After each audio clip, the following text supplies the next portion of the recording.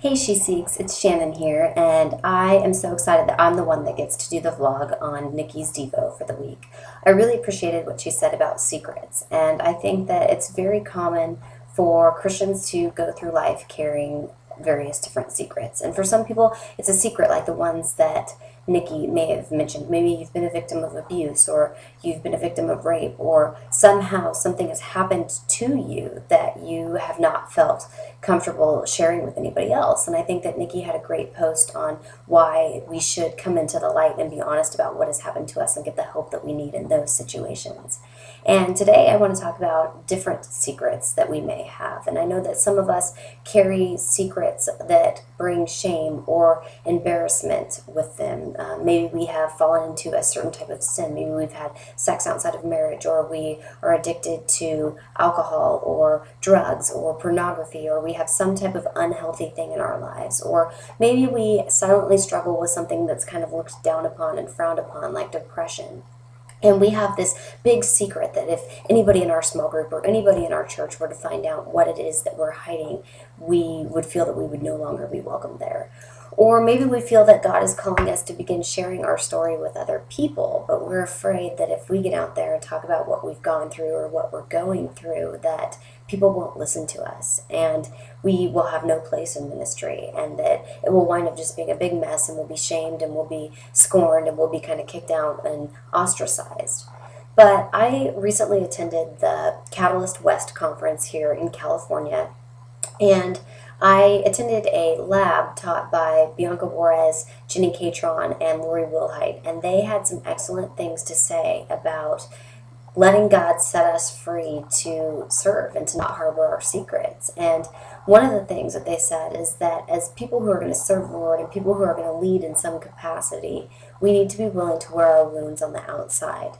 But at the same time, there's a difference between vulnerability and transparency. So whenever we are sharing our story about what it is that God has brought us through, or whatever it is that God has done in our lives, we don't need to share every last gory detail. If you're talking about something that God has brought you through, tell only enough of the story to set the context. Let people understand where you've come from, and that you've struggled, and that you've suffered, and that God has set you free.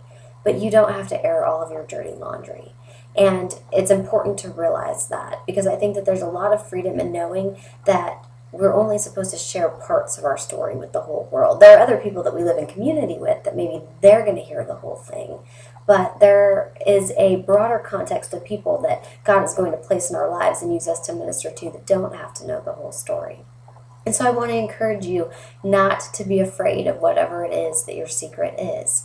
You know, it says in Psalm 119:45 that we are now able to walk in freedom if we have devoted ourselves to following God's commandments. And so that means that you don't need to be enslaved to whatever it is that you were enslaved to in your past, either before you were a Christian or during a time in your life where you weren't walking with God. If you have now fully devoted yourself to following the Lord, then you can walk in freedom, and walk in freedom with confidence. And in Romans 6, Paul talks about not being under condemnation and not being under sin. We're not slaves to sin. Sin is not our master anymore. We are under grace. And so it's important that you feel embraced by grace if you are going to be walking forward and sharing about something that is in your past. And so whatever your secret is this week, let it go. Let it out. Be honest and let God use your secret to set not only you free, but to set others free. Author Ann Jackson talks about what she calls the permission to go second.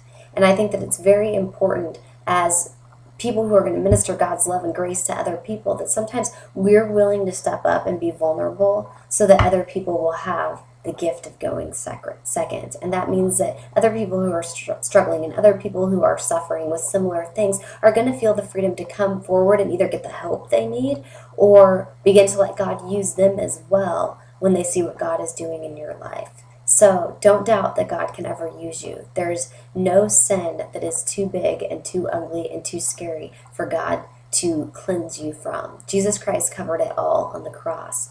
And so if the Son has set you free, you are free indeed. And I encourage you to walk in freedom this week. Have a great week. I'll see you next time.